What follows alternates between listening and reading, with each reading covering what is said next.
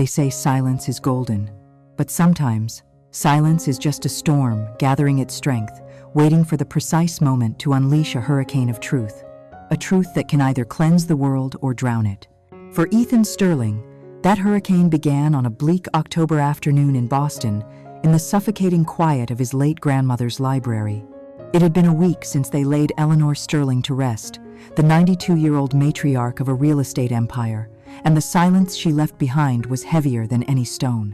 The room, paneled in dark mahogany and smelling of old books and faded perfume, felt like a tomb. Ethan, the CEO of Sterling Enterprises and the man who had inherited her ambition but not her cynicism, was methodically sorting through her life's mementos, each object a small anchor to his own grief. He found it tucked away behind a first edition of Moby Dick, a small rosewood box that didn't belong. It was unadorned, simple, and held a single, thick envelope with his name written in Eleanor's elegant, spidery script. His heart ached, assuming it was one last letter of guidance, one final word of love. He broke the wax seal, and for a moment, his grandmother's voice seemed to fill the room as he read her familiar, loving prose. She wrote of his grandfather, of the legacy they built, of the pride she felt watching him lead the company. And then, the tone shifted. The words on the page grew colder, sharper. The final paragraph was not a comfort, but a blade. It stated with brutal clarity that his son, his 10-year-old heir Leo, the center of his universe, was not his child. As Ethan's vision blurred, the next sentence twisted the blade deeper. The boy's biological father was a name he knew better than his own, Marcus, his younger brother. Tucked behind the letter was a folded document, a clinical, black and white report from a DNA lab dated 5 years prior. The world did not just stop. It fractured into a million unrecognizable pieces. The grief for his grandmother was instantly consumed by a vast, arctic emptiness. Every memory he cherished: his wife Amelia's loving smile, his brother Marcus's supportive hand on his shoulder, his son Leo's bright laughter curled and burned at the edges, turning into grotesque caricatures of a lie. Outside, the sky broke open, and rain began to stream down the tall library windows, streaking the world in shades of gray. Ethan didn't move. He just stood there, the letter in his trembling hand, feeling nothing and everything all at once. The silence in the room was no longer about loss. It was the calm at the eye of a storm he never knew was coming. And in that silence, a cold, patient rage began to take root, a promise of a war to be waged, not with shouts, but with the devastating precision of a truth held back for far too long. The man who walked out of the library was not the same one who had walked in. The grief-stricken son had been hollowed out, and in his place stood something colder, more deliberate. There was no primal scream, no shattering of glass, no furious call to a cheating wife. Ethan folded his grandmother's letter with the precision of a surgeon, placed it back in the rosewood box, and locked it away in his private safe. He understood, with a terrifying clarity that settled deep in his bones, that this was not a wound to be exposed. It was a weapon to be sharpened. To confront them now would be to grant them the mercy of a battle. He would offer them only the silent, creeping certainty of an execution. Before this moment, Ethan Sterling had defined himself by two things: his legacy and his family. The legacy was Sterling Enterprises, a titan of brick and steel carved out of the Boston skyline by his grandfather, a responsibility Ethan shouldered with immense pride. But the family, that was the true cornerstone of his world. Amelia, his wife of 12 years, was not just beautiful. She was his partner, his confidant, a brilliant architect whose grace and intelligence made every room she entered brighter. He had loved her with a blind, absolute devotion that now felt like the foolishness of a child. Then there was Marcus, his younger brother. Where Ethan was steady and focused, Marcus was charming and reckless, a man who had drifted through life on a current of Ethan's support and goodwill. Ethan had always played the role of the protector, settling Marcus's debts, offering him senior positions in the company he was clearly unqualified for, believing that brotherly loyalty was a bond that could never break. And at the center of it all was Leo, his son, a bright, inquisitive boy with Amelia's artistic eyes and what Ethan had always believed was his own quiet determination. Leo was not just his son. He was the future, the next link in the Sterling chain, the living embodiment of his life's purpose. That life was now a meticulously crafted lie, and he was its primary audience. As he sat through dinner that evening, the familiar sounds of his home, the clinking of silverware, Leo's chatter about school, Amelia's melodic laughter became a symphony of deceit. He had to clench his fists under the table to stop them from shaking. He needed more than his grandmother's word, more than a 5-year-old piece of paper. He needed his own proof, a fresh, undeniable truth that would serve as the foundation for the reckoning to come. The next morning, he called their family physician, his voice a perfect imitation of a concerned father. He spoke of wanting to get a baseline for Leo's genetic health, mentioning some new, comprehensive screenings he'd read about. It was a plausible lie, wrapped in the language of proactive parenting. When he brought it up with Amelia that evening, she saw nothing but a doting father. She even praised his thoroughness, her hand resting on his arm in a gesture so familiar it now felt like a viper's touch. She arranged the appointment herself, completely oblivious that she was personally setting the first stone on the path to her own destruction. The week he waited for the results was the longest of his life. He moved through his days like an automaton, his mind a separate entity, constantly observing, analyzing, replaying the last 12 years of his life through this new, horrific lens. He was a ghost in his own home, a spectator to his own betrayal. He saw it everywhere now, in the moments he had once mistaken for affection. He saw it in the way Marcus would lounge in their living room on a Sunday afternoon, an easy familiarity in his posture that spoke not of a guest, but of an occupant. He saw it in the way Amelia would casually refill Marcus's glass of whiskey without asking, a small, intimate gesture of someone who knows another's habits by heart. One evening, he watched them from his study as they stood by the fireplace, Leo showing them a drawing he had made. Marcus placed a hand on Leo's shoulder, and Amelia, laughing at something the boy said, covered Marcus's hand with her own. It was a fleeting tableau of domestic bliss, a perfect family portrait. A year ago, Ethan would have felt a surge of warmth. Now, he felt a wave of nausea. He saw the truth. A different family, one he was merely financing. He remembered countless instances, inside jokes he was never privy to, conversations that would halt the moment he entered a room, weekend trips Marcus would coincidentally be on for business in the same city they were visiting. Each memory was a small cut, and together they were bleeding him dry. He started noticing their financial choreography, the casual way Amelia would mention a promising new design contractor, and the way Marcus, weeks later, would champion that same contractor for a lucrative Sterling project. Ethan had once seen it as family synergy. Now he saw it as collusion. They were not just lovers, they were partners in a long, patient con, with his company, his life, and his son as the grand prize. The email arrived on a Tuesday afternoon. It was from the lab, a simple notification that Leo's results were available on their secure portal. He closed his office door, the sound of the latch clicking into place feeling like the ceiling of a tomb. His heart hammered against his ribs, not with anxiety, but with a cold, grim anticipation. He logged in, he navigated to the document. And there it was, in stark, clinical typography, a confirmation of the impossible. Probability of paternity, 0%. The last ember of hope, the tiny, irrational voice that whispered of a mistake, of a cruel prank by a dying woman, was extinguished. There was no fire of rage, no tempest of grief. There was only the sudden, absolute calm of certainty. The emotional part of Ethan Sterling, the loving husband and trusting brother, died in that office. In his place sat an architect not of buildings, but of ruin. He was no longer a victim of their play. He was the director of its final, devastating act. He opened his laptop, created a new, encrypted folder, and began to outline his strategy. The performance of a lifetime was about to begin, and he would not miss his cue. With the truth now a cold, hard stone in his gut, Ethan found that his memories were no longer a sanctuary. They had become a haunted gallery, each happy portrait now warped and grotesque. He learned that the past is not a fixed country. Its landscape changes entirely based on the dark truths you discover in the present. Sleep offered no escape, as his dreams became a relentless replay of his life, not as he had lived it, but as it had actually been. He would lie awake in the pre-dawn stillness, next to the warm, breathing body of his wife, and travel back in time, not as a participant, but as a ghost, seeing everything he had been too blind to comprehend. He remembered the Christmas before last. The entire Sterling clan gathered at their estate in the Berkshires.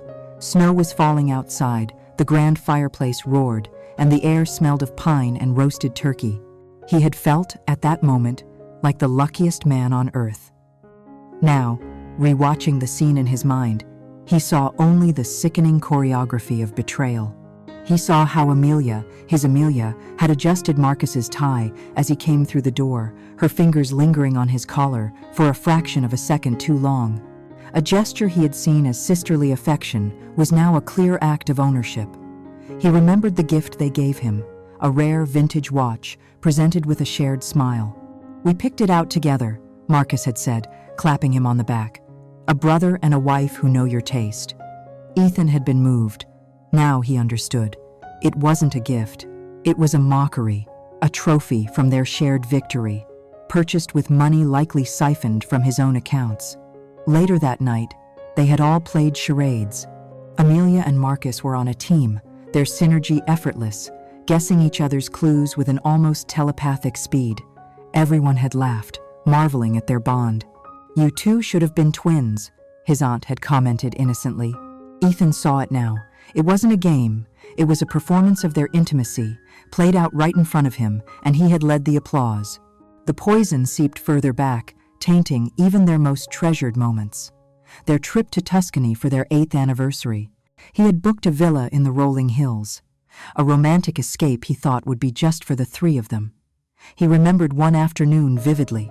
He and Leo had gone to Florence to see the statue of David, but Amelia had begged off, complaining of a sudden, splitting migraine.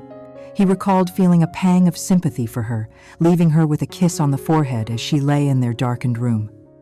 The next day, Marcus had shown up, a supposedly wonderful surprise.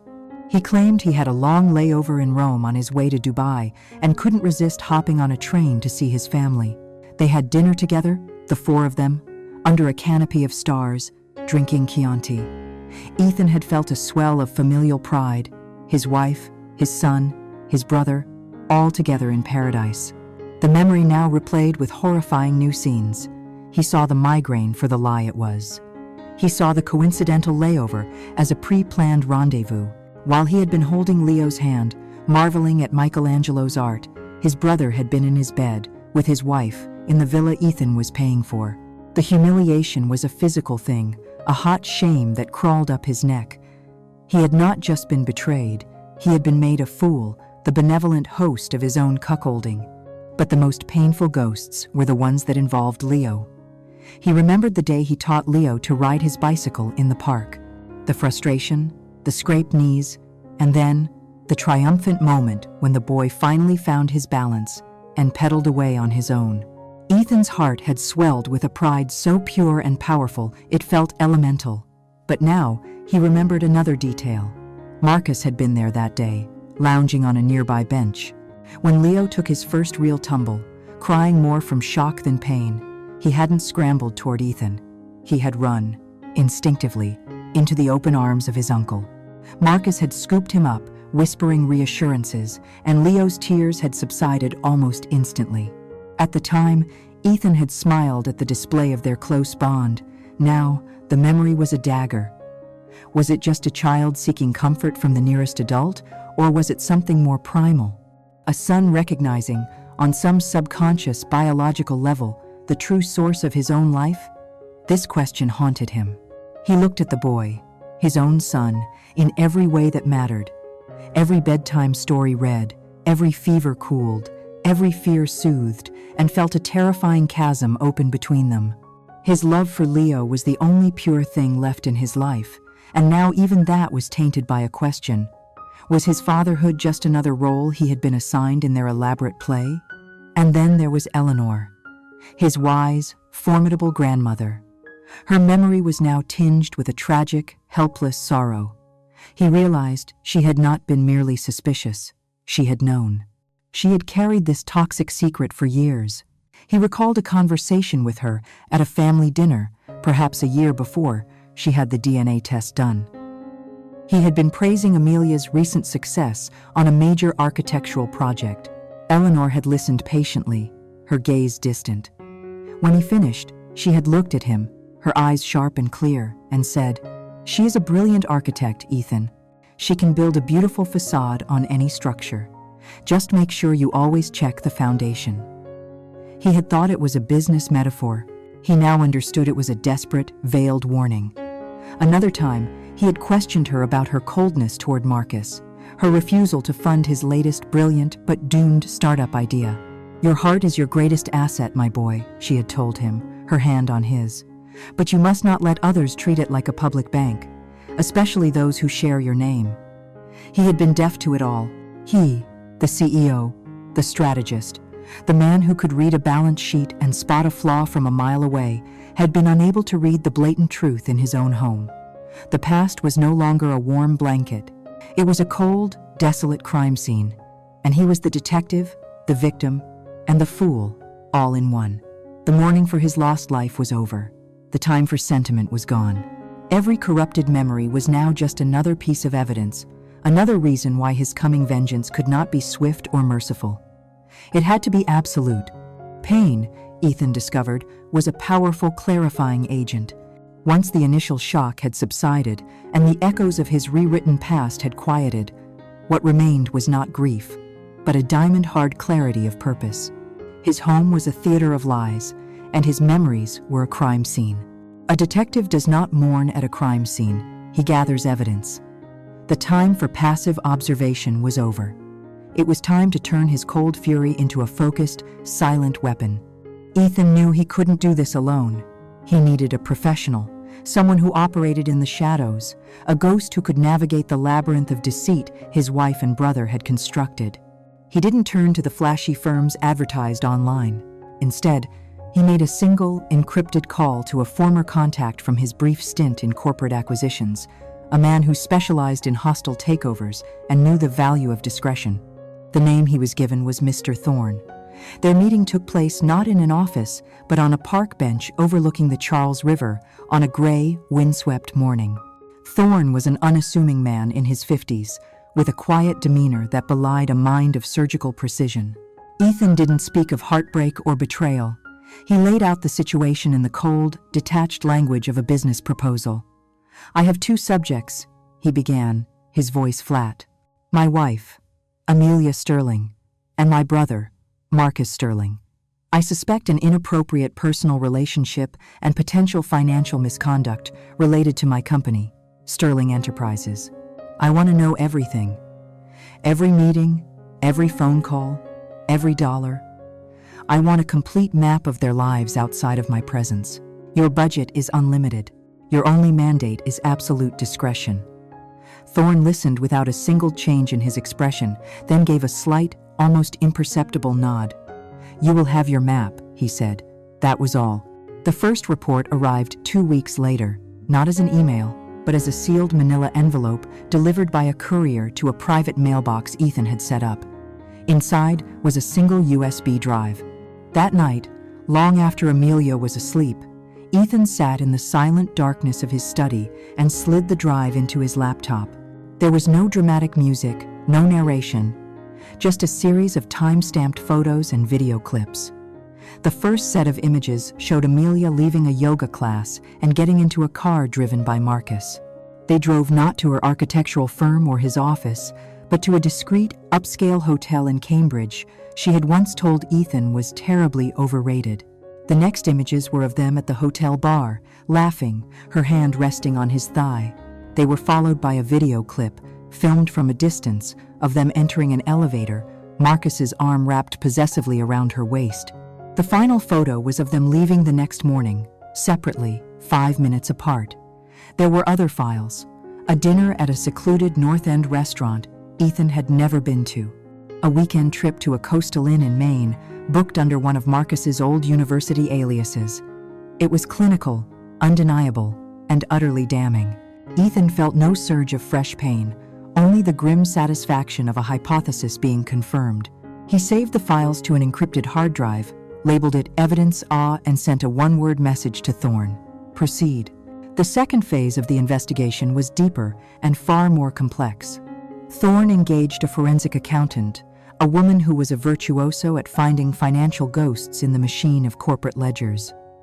She began with the projects Marcus had personally overseen for the last 5 years. At first, everything seemed immaculate. Marcus, for all his flaws, was clever. The paperwork was perfect. But Thorne's accountant wasn't looking at the paperwork, she was looking at the patterns. She noticed that on 3 major Sterling development projects, a significant portion of the budget was allocated to a handful of subcontractors for services like geotechnical surveying and site logistics consultation. One company name, Apex Consulting, appeared on all 3. The invoices from Apex were always detailed and professionally submitted, and they were always approved by Marcus. On paper, Apex was a legitimate firm based in Delaware. In reality, it was a shell. A post office box and a registered agent were its only physical presence. The accountant began to trace the payments. The money flowed from Sterling Enterprises to Apex Consulting's corporate account.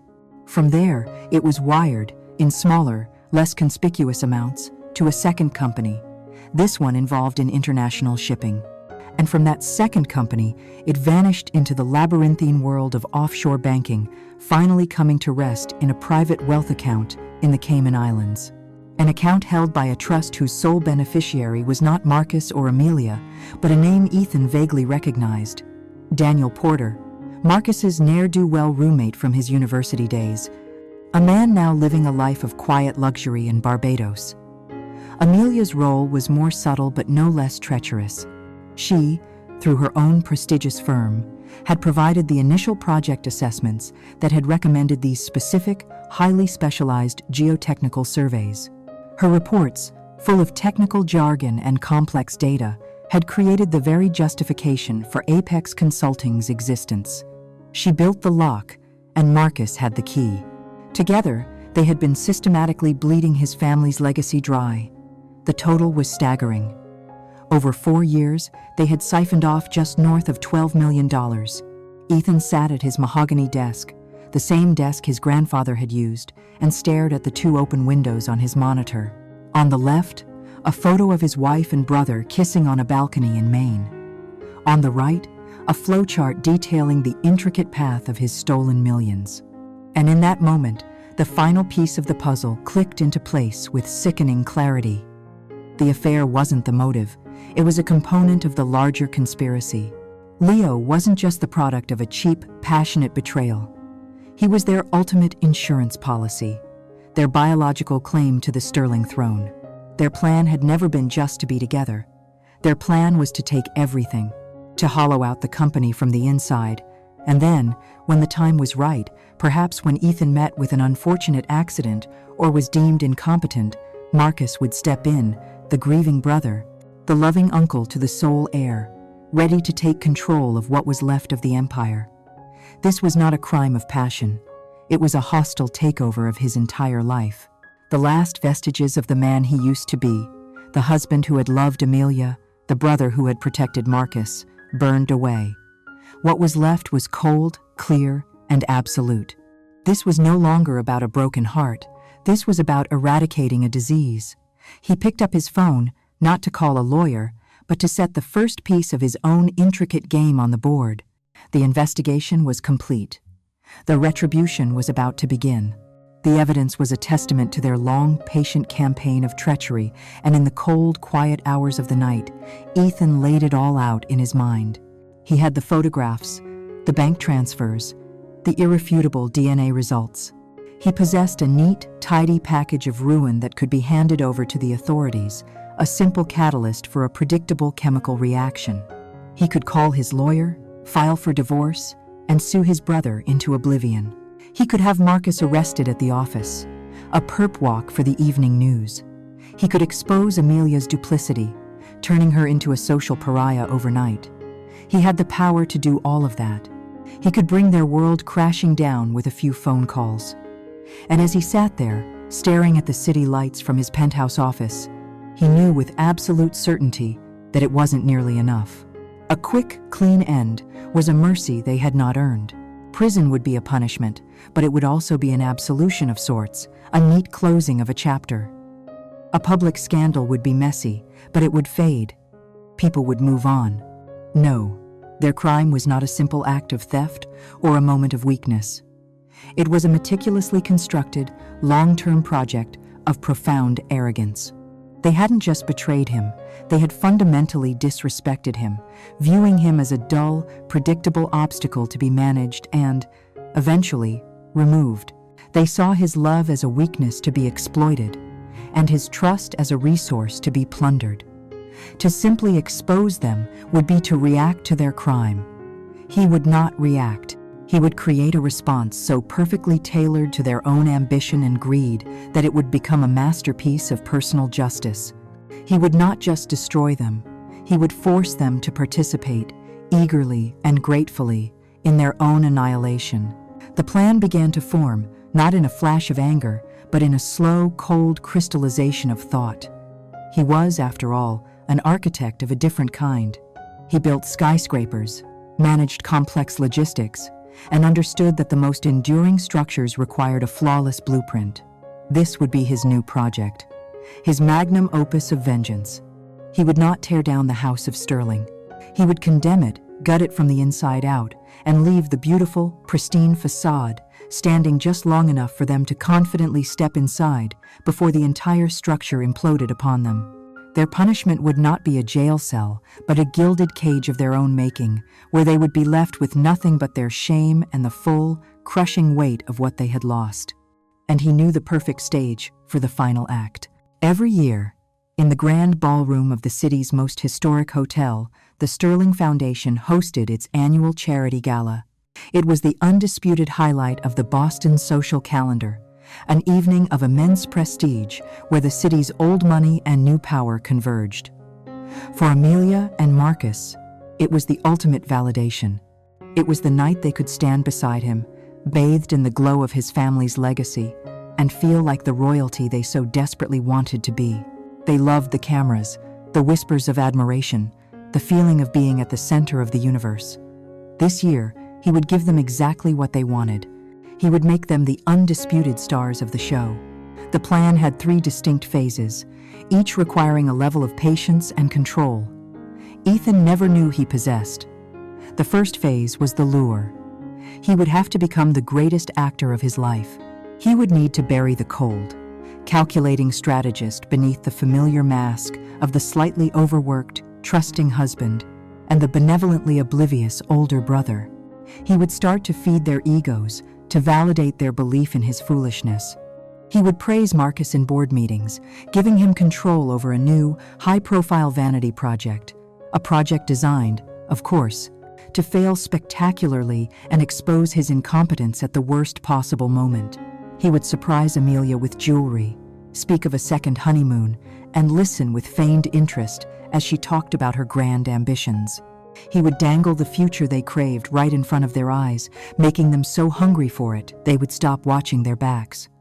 The second and most complex phase was the shell game. While he was playing the fool in public, he would be a financial ghost in private. Working with a discreet team of lawyers and Thorne's forensic accountant, he would begin the systematic restructuring of his empire. He would establish a new, privately held parent company, a fortress of finance with a name no one would recognize. Over the next few months, he would meticulously transfer every tangible, valuable asset of Sterling Enterprises, the property deeds, the investment portfolios, the liquid cash reserves, the intellectual property into this new, invisible entity. The original Sterling Enterprises, the publicly celebrated company his grandfather had founded, would be left as a hollowed-out brand. He would even strategically load it with carefully concealed debt and liabilities. When the dust settled, Amelia and Marcus would be fighting for control of a beautiful, famous, and utterly bankrupt shell. They would inherit the name, the legacy, and nothing else. The final phase was the execution, the gala itself. He would control every detail, from the seating chart to the lighting cues. The theme of the evening would be legacy and future, a tribute to the Sterling family. He would invite every major journalist, every influential banker, every social rival they had ever tried to impress. And then, at the height of the evening, during his keynote address, when their pride and sense of accomplishment were at their absolute peak, he would spring the trap. The large screens flanking the stage, meant to display a heartwarming montage of family photos, would instead display the cold, hard facts of his evidence. Bank statements from the Cayman Islands, surveillance photos from the hotel in Cambridge, and finally, the two DNA reports, side by side, projected 20 feet high for the entire world to see. He would not need to raise his voice. He would simply narrate the truth, his voice calm and steady, as he publicly dismantled their lives, piece by piece. He looked out the window again. The city was a web of lights, a network of connections, secrets, and ambitions. He felt a profound, chilling sense of power. They had made a monster of him, but they had also given him a purpose. The pain was still a part of him, a cold, dense star in the center of his being, but it no longer produced heat. It produced gravity, pulling everything toward the inevitable, calculated collapse he was now designing. He was no longer a victim. He was an architect, and he was about to build a monument to their betrayal. The time for planning was over.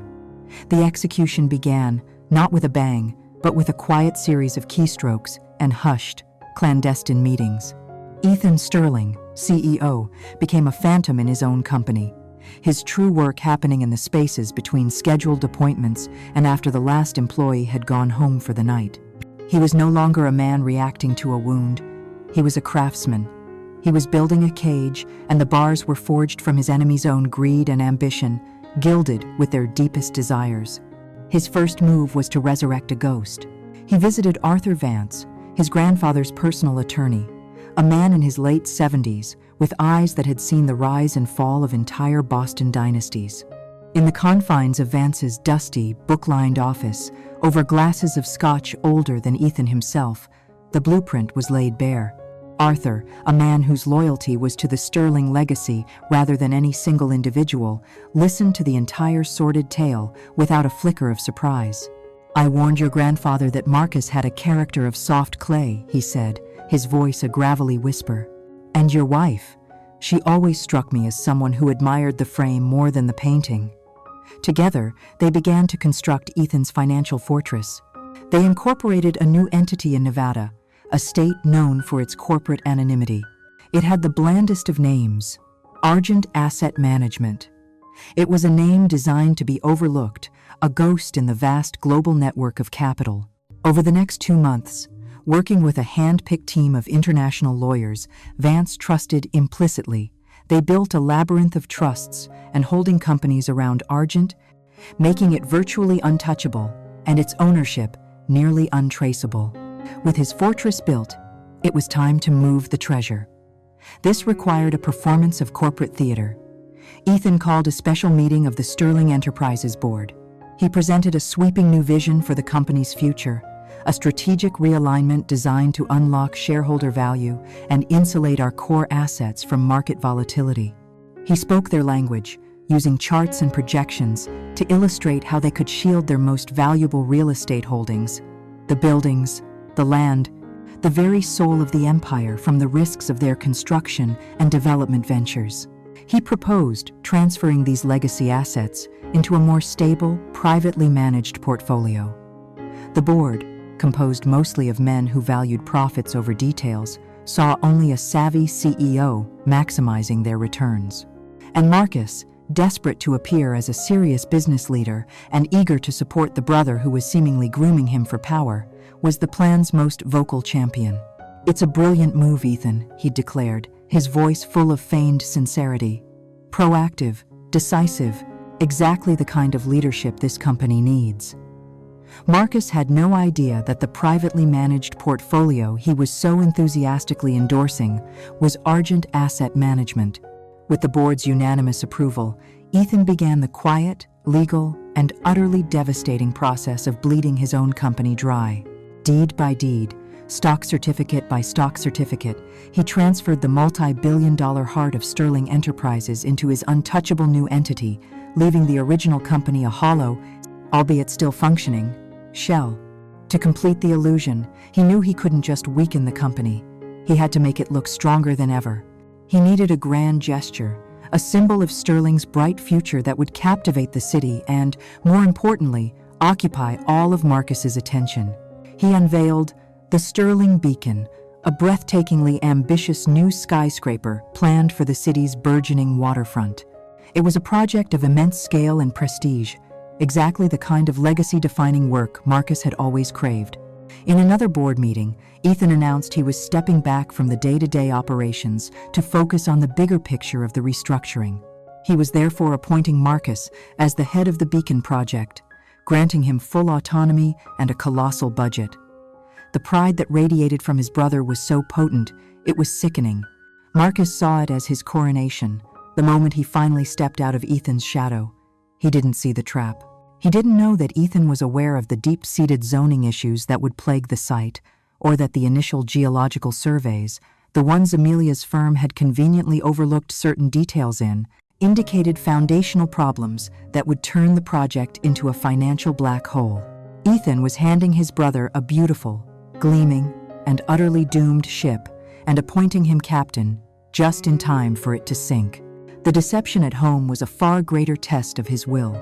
He had to live inside the lie, to breathe its toxic air every single day.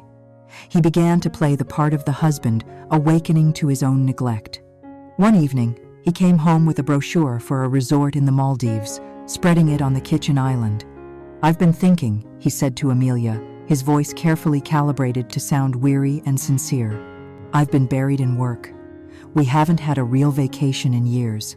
Marcus is stepping up so brilliantly at the office. Maybe after the gala, we could just disappear for a few weeks." He watched her face as she processed the words. He saw the flicker of triumph in her eyes, the satisfaction of a predator seeing its prey willingly walk into the snare. She played her part perfectly, feigning surprise and delight, wrapping her arms around his neck. "Oh, Ethan, that would be heavenly," she'd murmured, her lips brushing his cheek. He had to fight every instinct to recoil. He had to stand there and accept the embrace of the woman who haunted his waking moments, the ghost at his own feast. In those moments, he felt the true cost of his plan. To beat the monsters, he had to become a monster of a different kind, one who could smile and plan a vacation and kiss his wife goodnight, all while meticulously plotting the geography of her personal hell. The gilded cage was nearly complete. The financial assets were secure, the vanity project was launched, and the bait was taken. Amelia and Marcus were now striding confidently towards the future, never suspecting that the golden path beneath their feet was nothing but a thin veneer over a chasm of ruin, engineered by the one man they were certain they had already defeated.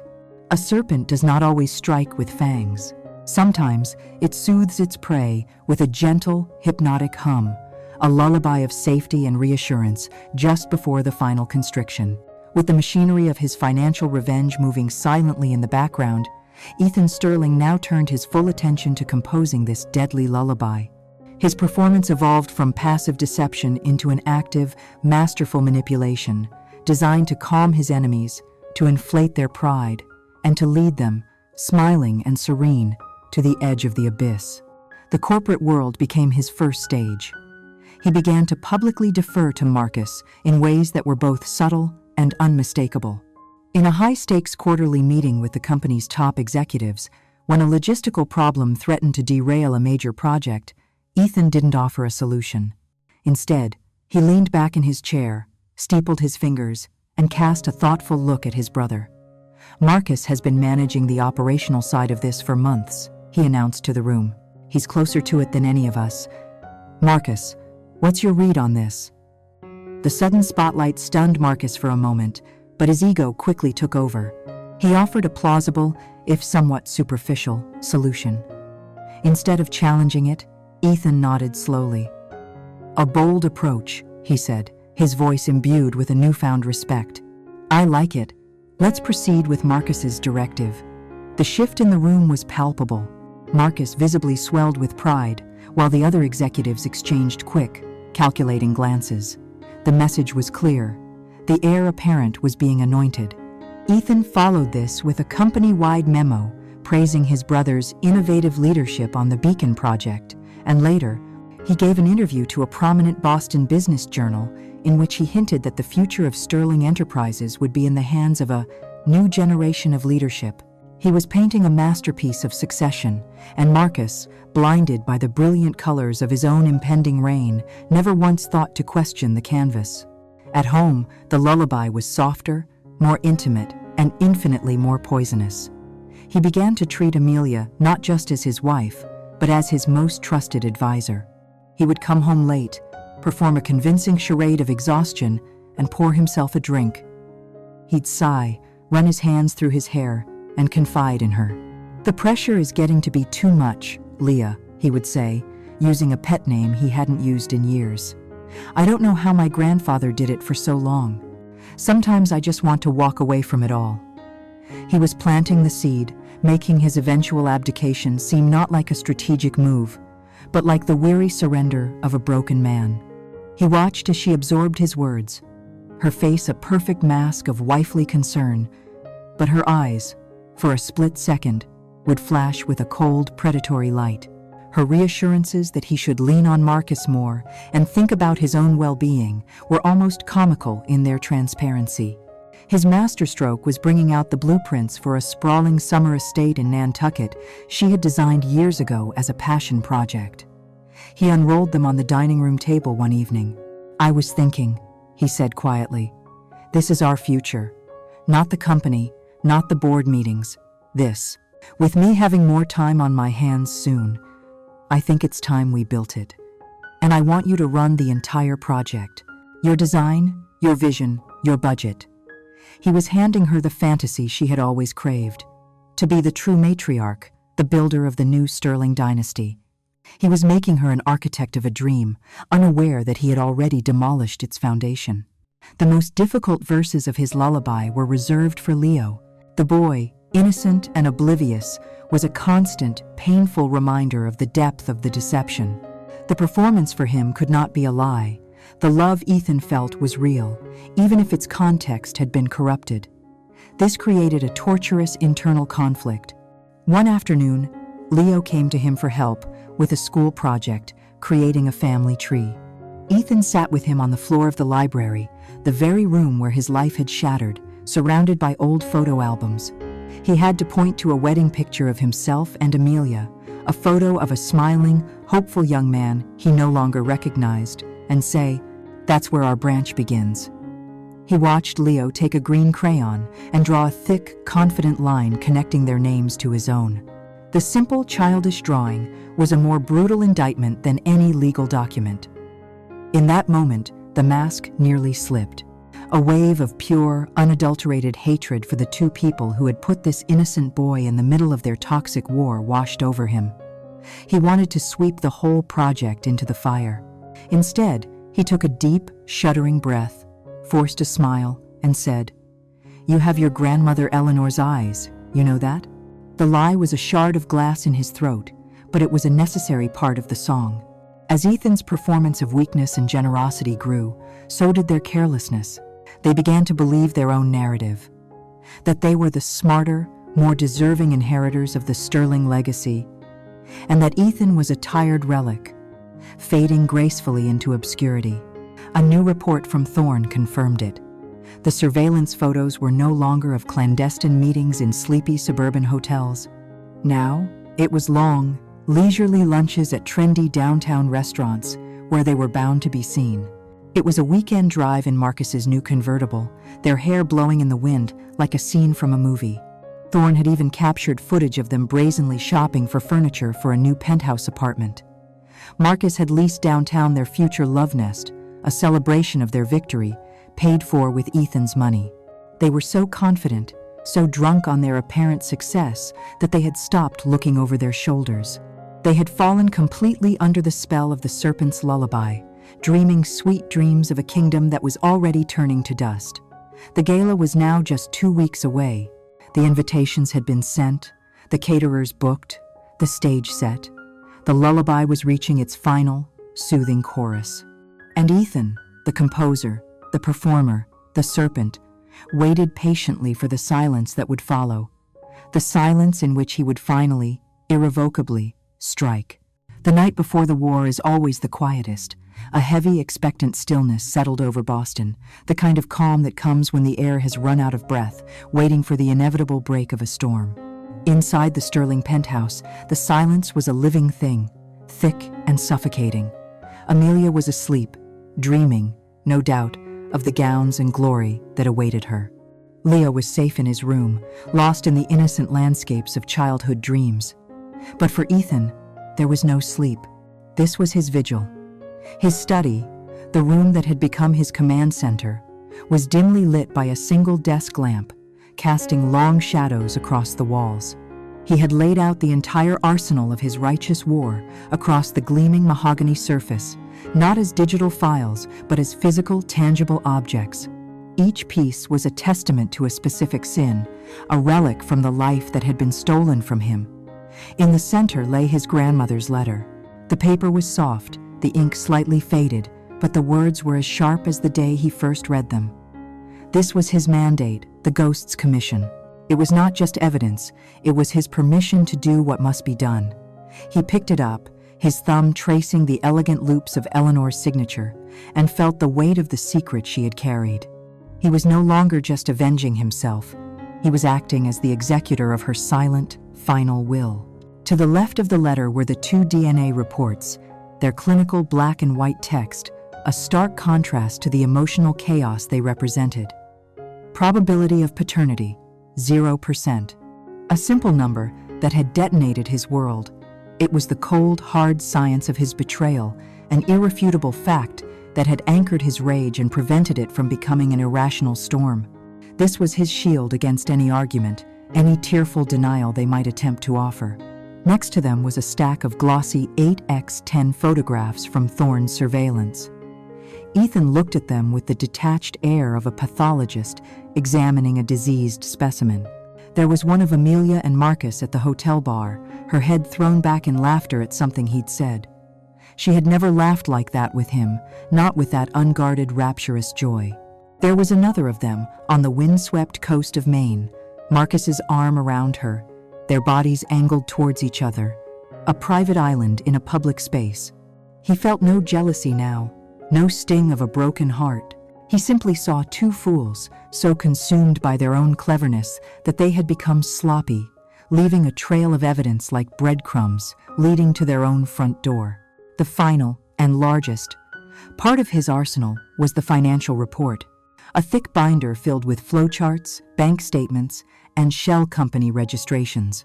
He traced a line with his finger, following the path of a $2 million payment for geotechnical surveys from a Sterling account, through the labyrinth of Apex Consulting, and into the waiting, anonymous account in the Caymans. This, more than anything, was the proof of their character. The affair was a betrayal of his heart, but this was a betrayal of his soul, a desecration of his grandfather's legacy. They were not tragic, star-crossed lovers. They were common thieves with expensive taste. He stood up and walked to the grand portrait of Eleanor that hung over the fireplace. He looked into her painted eyes, which seemed to possess the same knowing, melancholic wisdom they'd had in life. He held up her letter as if in a toast. "I understand now," he thought, the words a silent conversation between them. "I understand the weight you carried. You gave me the truth, and tomorrow, I will use it to restore the one thing you and grandfather valued above all else: integrity. The legacy will be cleansed." A soft sound made him turn. It was Amelia, standing in the doorway in a silk robe, her hair undone. She smiled, a sleepy, beautiful smile that was a more perfect lie than any document on his desk. "You're still awake," she whispered, walking towards him. "You must be nervous about tomorrow." "Something like that," he said, his voice a perfect calm. She ran a hand over his arm. "Don't be. It's going to be our night, Ethan. The night everyone sees the future of the Sterling family. I picked out the most incredible gown. You'll be so proud." She was giddy with anticipation, a child on Christmas Eve. "I'm sure I will be," he replied, and the double meaning of his words hung in the air, completely lost on her. "It will be a night no one will ever forget." She kissed him then, a soft, proprietary kiss. It took every ounce of his self-control not to flinch, to not wipe his mouth, to simply accept the touch of his Judas. She left, satisfied, and he stood there for a long moment, the ghost of her perfume, a final, cloying insult. Before the sky began to gray, he went to Leo's room. He pushed the door open a crack and watched the gentle rise and fall of his son's chest, the boy he had raised, the boy who was the only true collateral damage in this war. He walked over and sat on the edge of the bed, his heart a tight, painful knot in his chest. He was about to shatter this child's world. He was about to publicly brand the boy's mother as an adulterer and his biological father as a thief. There was no way to protect him from that fallout. The name Sterling would become a burden for him tomorrow, not a birthright. This was the true cost of justice. He reached out and brushed a stray strand of hair from Leo's forehead. The boy stirred, but didn't wake. In that moment, Ethan made a silent vow not to his grandmother, not to his own rage, but to the sleeping child. "I will break this family to save you from its lies," he promised. "I will burn down this version of our lives, so you can grow up in a world built on truth, no matter how harsh it island." He tucked the blanket tighter around Leo's shoulders, a final, futile gesture of protection against the storm he was about to unleash. He returned to his study as the first pale light of dawn bled over the horizon. The quietest part of the night was over. He methodically gathered the letter, the reports, and the photographs, and placed them into a slim, black leather briefcase. He locked it, the click of the latch echoing in the silent room. He felt no anger. He felt no fear. He felt only a profound, unsettling peace. The peace of a man who has made his choice and accepted all its consequences. The day of reckoning had arrived. It was time. The grand ballroom of the Fairmont Copley Plaza was a cathedral of opulence, a gilded cage where the city's power brokers came to preen and posture. Crystal chandeliers, each the size of a small carriage, dripped light onto a sea of tuxedos and designer gowns. The air was thick with the scent of money, a heady mix of expensive perfume, rare orchids, and the collective ambition of Boston's elite. This was the Sterling Foundation's annual charity gala, the grand stage where fortunes were pledged, alliances were forged, and reputations were cemented. For Ethan, tonight, it was simply the abattoir he had so carefully designed. He stood at the entrance with Amelia and Marcus, playing the part of the gracious host, the benevolent patriarch. Flashbulbs popped, painting their smiling faces in brief, brilliant bursts of light. Amelia was a vision of triumphant beauty in an emerald green gown, a color that perfectly matched the envy she inspired and the greed that consumed her.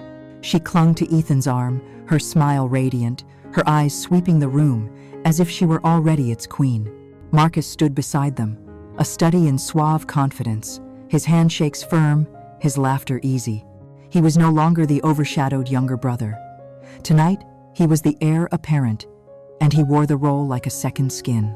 They were the perfect family, a triptych of power, beauty, and legacy, and the entire city was their audience. As they moved through the glittering throng, Ethan felt a strange sense of detachment, as if he were watching a film of his own life. The low hum of conversation, the clinking of champagne flutes, the orchestrated music from the string quartet, it all seemed to be happening at a great distance. Every handshake he accepted, every polite smile he returned, was a calculated move in a game only he understood. An elderly banker, a contemporary of his grandfather's, clapped him on the shoulder. "Ethan, my boy," the man boomed. "I hear Marcus is a real shark now. That beacon project is the talk of the town." Ethan's smile didn't waver. "He's certainly dedicated," he replied, his voice smooth as silk. "He's put everything he has into it." The double meaning was a private, bitter pleasure. A little later, the governor's wife cornered him to gush about Amelia. "She is simply breathtaking, Ethan. You are a very lucky man." "She is one of a kind," he said, his eyes finding his wife across the room as she laughed with a circle of admirers. He meant every word. Across the ballroom, he caught the eye of Carol, his loyal CFO. She was standing near the bar, a small, unassuming woman, in a simple black dress, almost invisible in the glittering crowd. She gave him a single, almost imperceptible nod. It was all the confirmation he needed. The final transfers were complete. The stage was not just set, the trapdoor was oiled and ready. The procession of pleasantries and empty conversations continued for another hour, an agonizingly slow prelude to the main event. For Amelia and Marcus, it was a victory lap. They were basking in the glow of a triumph they believed was imminent. They saw the respect in people's eyes, they heard the whispers of admiration, and they mistook it for their own achievement, never realizing they were merely reflecting the legacy they were actively trying to destroy. When the time came, they took their seats at the head table on a raised dais, directly in the spotlight's glare. As the chairman of the foundation board took the stage to begin the evening's program, Amelia reached under the table and squeezed Ethan's hand. "This is it," she whispered, her eyes shining with unshed tears of joy. "Our future." Ethan squeezed back, his touch a cold, final lie. "Yes," he said, looking at her, then at his brother, who raised his glass to him in a silent toast. "It Island." After a long-winded introduction filled with praise for the Sterling family's generosity and vision, the chairman finally said the words the room was waiting for. "And now, it is my great honor to introduce the man who continues that incredible legacy, the CEO of Sterling Enterprises, Mr. Ethan Sterling." The ballroom erupted in thunderous applause. Ethan stood, buttoned his tuxedo jacket, and walked to the podium. The light was blinding, but his vision was perfectly clear. He looked out at the sea of faces, the powerful, the wealthy, the influential. And he saw them, his wife and his brother, looking up at him with expressions of pure, unadulterated pride.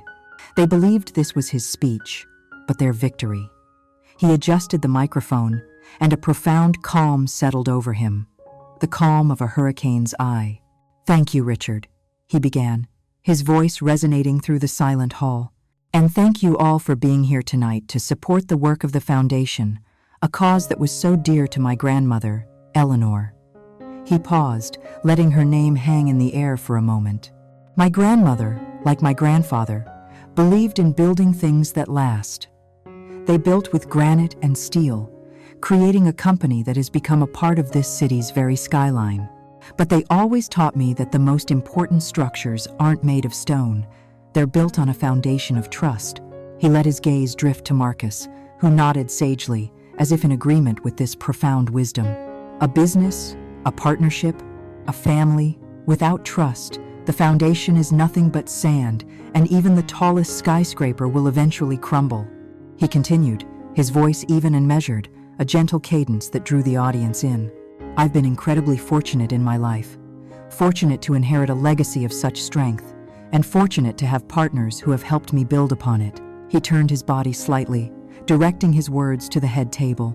"Partners who work tirelessly, often behind the scenes, in ways you might not even see, to secure the family's future." Amelia's eyes glistened. She thought he was talking about her support, her love. Marcus puffed out his chest, accepting the public praise as his due. They could not see the venom behind the words. They could only hear the serpent's lullaby. He let the silence hang for a moment before delivering the final, crucial lines of his prelude. "In today's world, we are surrounded by noise and distraction, but I believe more than ever that there is one thing that remains truly priceless, one virtue that is the ultimate measure of character, and that is the truth."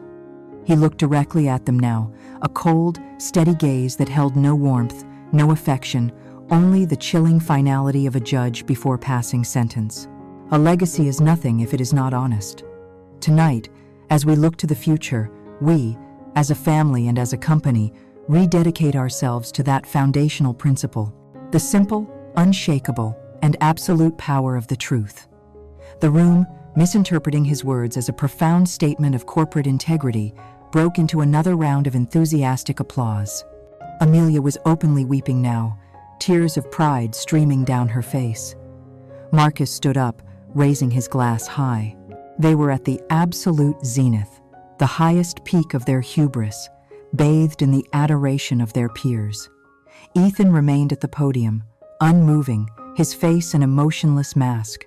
He held their gazes for one last second, then turned his head slightly and gave a small, almost invisible nod to the anxious-looking technician in the AV booth at the back of the room. The lullaby was over. The storm was about to break. The applause was a wave of sound, washing over the head table, and Amelia and Marcus drank it in like a fine wine. It was, they believed, a toast to their ascension. Ethan stood at the podium, letting the applause continue for a moment longer, a conductor allowing the orchestra to hold the final, triumphant note. He had given the signal. The house lights dimmed slightly, and a hush of anticipation fell over the ballroom as the two enormous screens flanking the stage flickered to life. The evening's main presentation, the tribute to the Sterling legacy, was about to begin. The first images were exactly what everyone expected. A soft, orchestral score began to play as black and white photographs faded in and out.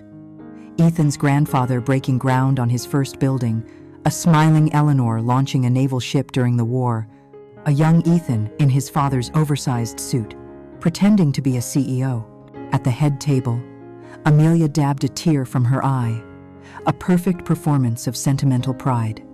Marcus leaned back in his chair, a proprietary smile on his face. This was their story now, their legacy. They were comfortable, they were safe. And then, the music stuttered. The image of a smiling Sterling family at a Christmas party froze, distorted, and dissolved into a flicker of digital static. A low, electric hum replaced the orchestra. The audience murmured in confusion, thinking it was a technical glitch. But then, a new image resolved on the screens, stark and clinical. It was not a photograph. It was a complex flowchart, a spiderweb of boxes and arrows connecting the familiar logo of Sterling Enterprises to a series of offshore corporations with unfamiliar names. Apex Consulting, Trident Logistics, and finally, a trust in the Cayman Islands. Before the confusion could curdle into comprehension, Ethan's voice, amplified by the microphone, cut through the silence. It was no longer the warm, nostalgic tone of a son honoring his heritage. It was the cold, precise voice of a surgeon about to make an incision. For the past 4 years, he stated, his voice devoid of all emotion, Sterling Enterprises has been the victim of a systematic and sophisticated campaign of fraud. He used a laser pointer, its red dot, a tiny drop of blood on the screen, to trace the path of the money. Over $12 million, to be exact, funneled from our accounts through a series of shell corporations into this offshore trust. He paused, letting the number hang in the air, a staggering sum even for this crowd. This trust is controlled by a proxy, but its sole beneficiary is my brother, Marcus Sterling. A collective gasp swept through the ballroom. Marcus shot to his feet, his face a mask of disbelief. "This is insane. It's a lie," he stammered, but his voice was thin, swallowed by the cavernous silence. All eyes were on him, no longer with admiration, but with a dawning, predatory curiosity. Ethan ignored him completely. "Of course," he continued, his voice dangerously calm. "Such a complex scheme could not be accomplished alone. It required an accomplice on the inside, someone in a position of immense trust, someone who could approve the initial project budgets that created the very opportunity for the fraud." As he spoke, the flowchart on the screen dissolved, replaced by a high-resolution photograph.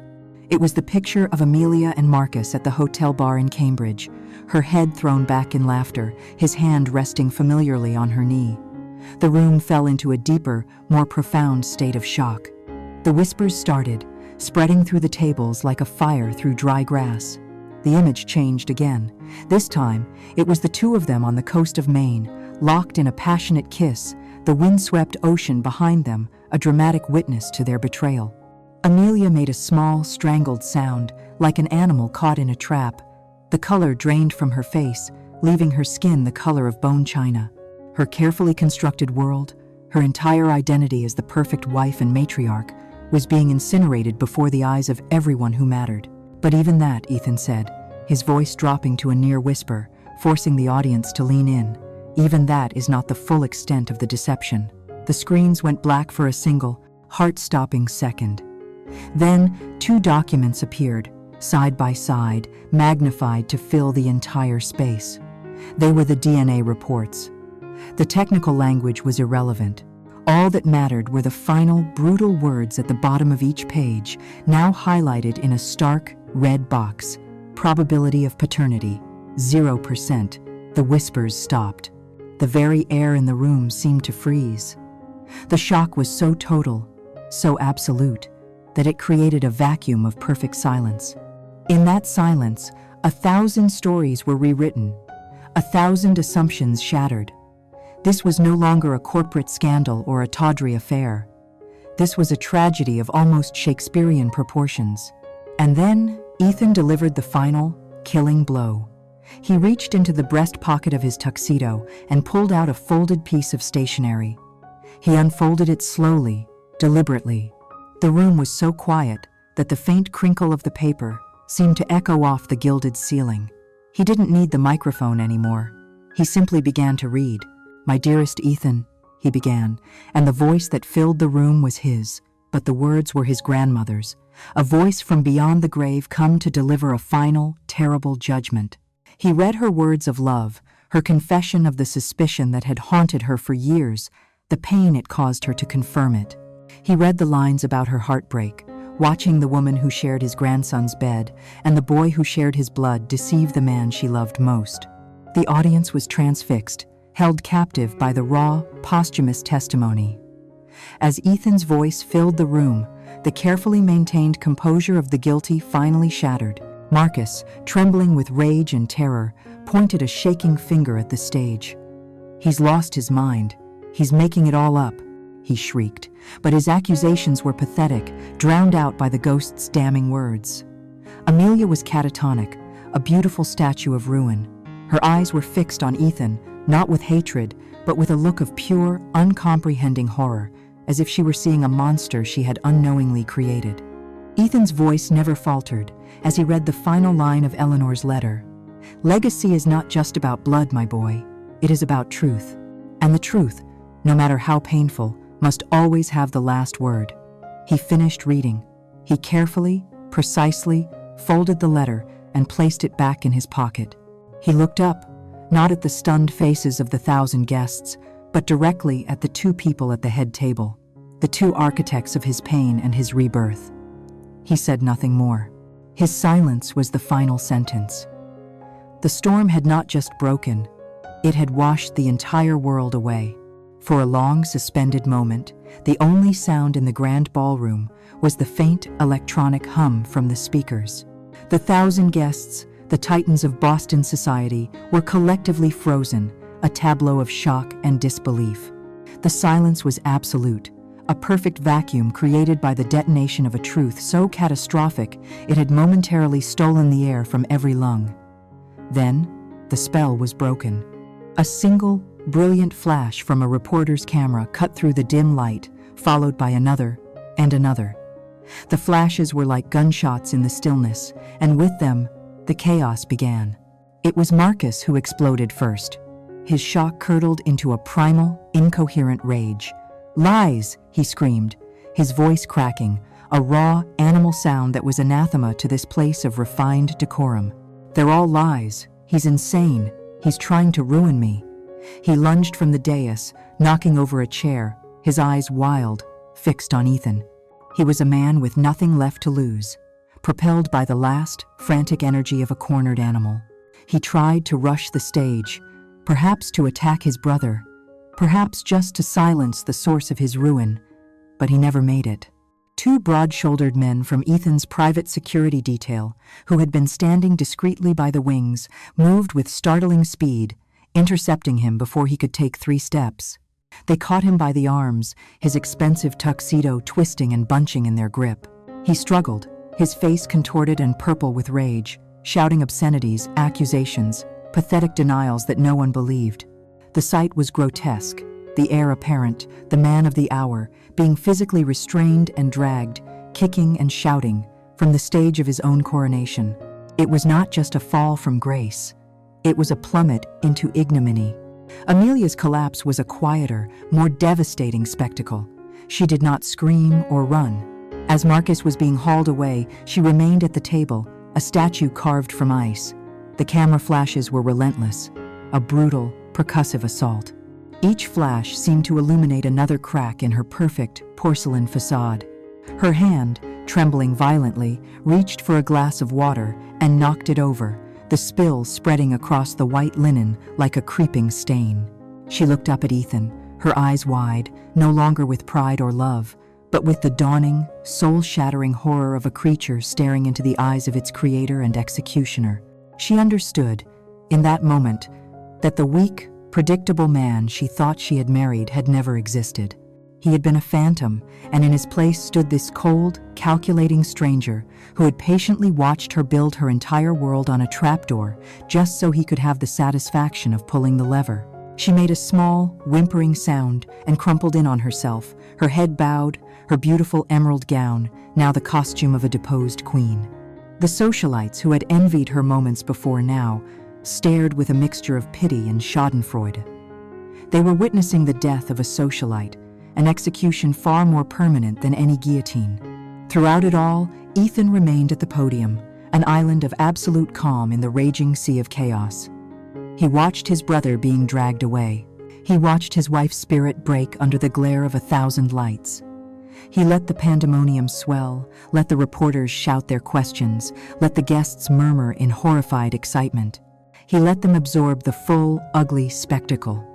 Then, when the chaos was at its peak, he raised a single hand.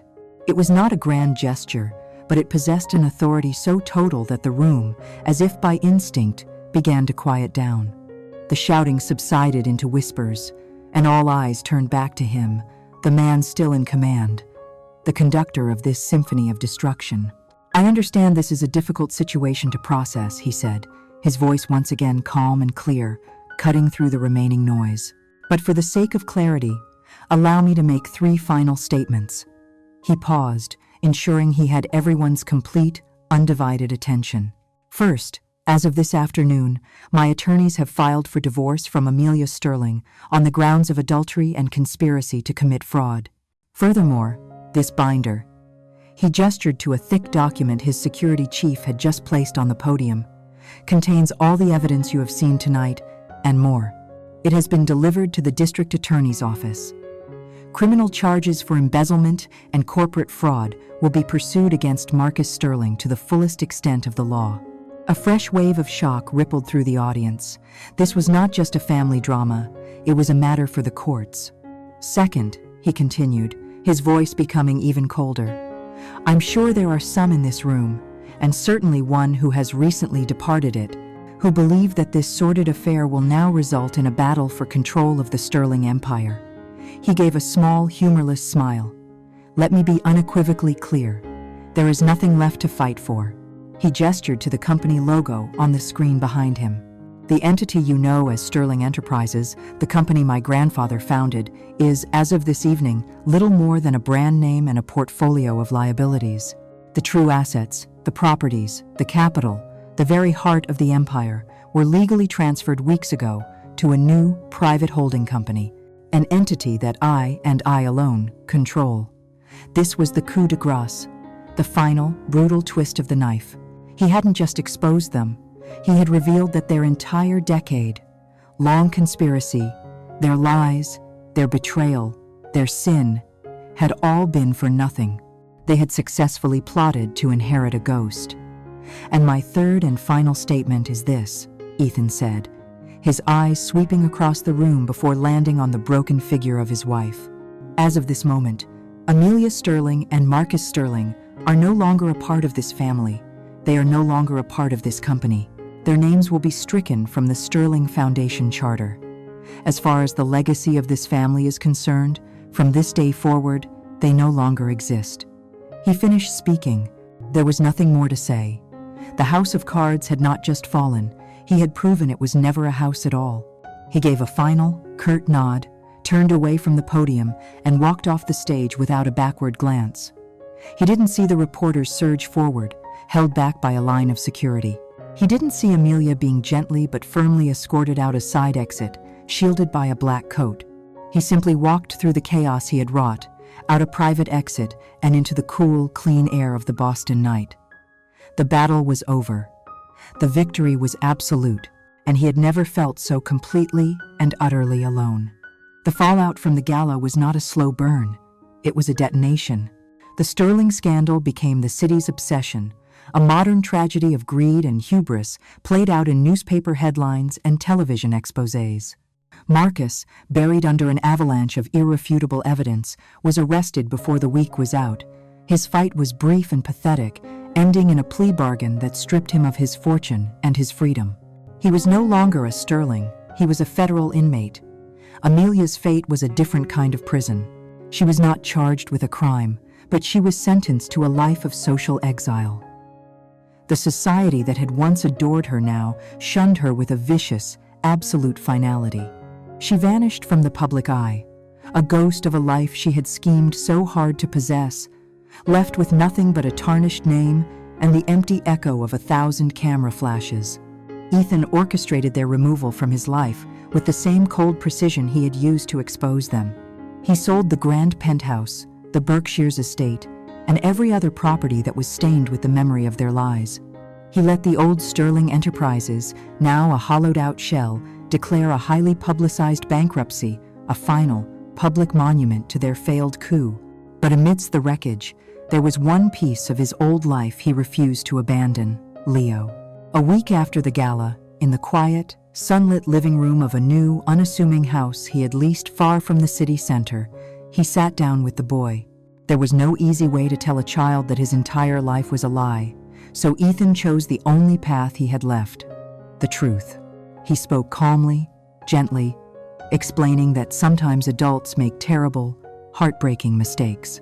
He told Leo that he loved him, that he had raised him, and that in his heart he would always and forever be his father. But he also explained that the man who had helped create him, his biological father, was Uncle Marcus. Leo, who had been confused and frightened by the sudden, violent changes in his life, listened with a child's solemn gravity. He cried, not with the loud hysterics of a tantrum, but with the quiet, wrenching sobs of a soul trying to make sense of a shattered world.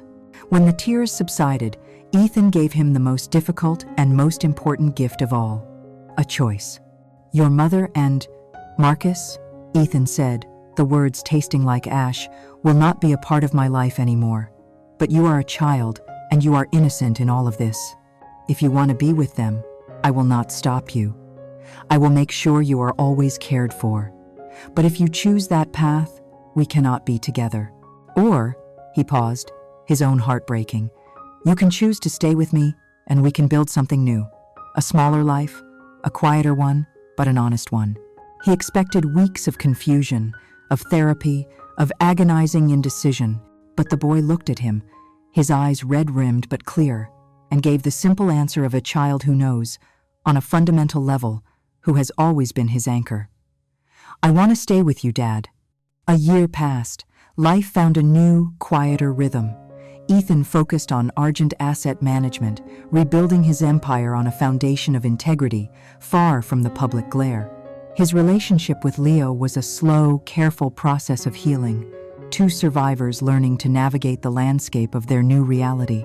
One rainy Saturday, while unpacking the last of his grandmother's boxes from storage, Ethan found something he had missed: a small, leather-bound diary, tucked into the lining of an old travel case.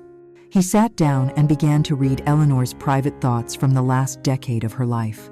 He read of her growing suspicions, her pain, her loneliness in knowing the secret, but the final entries contained one last, earth-shattering revelation. Eleanor revealed that her husband, Ethan's revered grandfather, had not been a saint. He had had an affair, long ago, which resulted in a son, a half-brother. Ethan's father never knew he had. That son had passed away, but not before having a child of his own. Ethan had a cousin, a direct blood relative, another Sterling he never knew existed. His grandmother, seeing the rot of greed consuming Marcus and the duplicity in Amelia, had spent years searching for this other branch of the family, hoping to find a remnant of her husband's character. And she had found him. His name was David Chen, the product of his grandfather's illegitimate son and a brilliant legal scholar. He was the quiet, intensely loyal, and razor-sharp head of Sterling's legal department. the man who had been instrumental in helping Ethan execute his plan. Eleanor had found him, vetted him, and brought him into the company years ago, not as an heir, but as a quiet guardian, a man of integrity she hoped could protect Ethan and the true legacy of the company from the vipers in their own home. In that moment, Ethan finally understood the depth of his grandmother's long game. His quest, which had begun as a cold, dark journey of vengeance against a betrayal of blood, had led him to an even more profound truth. He had lost a brother and a wife who shared his name but not his values, only to discover a cousin he'd never met who embodied the very integrity he was fighting for. His grandmother's final lesson was clear. Legacy wasn't in the blood you shared, it was in the character you upheld. True family was not a matter of genetics, it was a pact of loyalty. He closed the diary, a sense of peace settling over him for the first time in more than a year. He looked at a recent photo on his desk of him and Leo, smiling on a hiking trip. They were a family, forged not by blood, but by choice, by love, and by a shared, painful truth. He picked up the phone and dialed his head of legal. "David, it's Ethan," he said, his voice steady and clear. "There's something we need to talk about. I'd like you and your family to come over for dinner on Sunday." He paused, and then added the two words that would change everything, that would plant the seed of a new, stronger, and more honest family tree. "Cousin." Never underestimate the silence of a person who has endured too much. For when they finally decide to speak, their voice will not be a plea, but a judgment. And their truth will not be a whisper, but a storm that washes the world clean. Thank you for listening. Join us next time for another story from the heart of the family.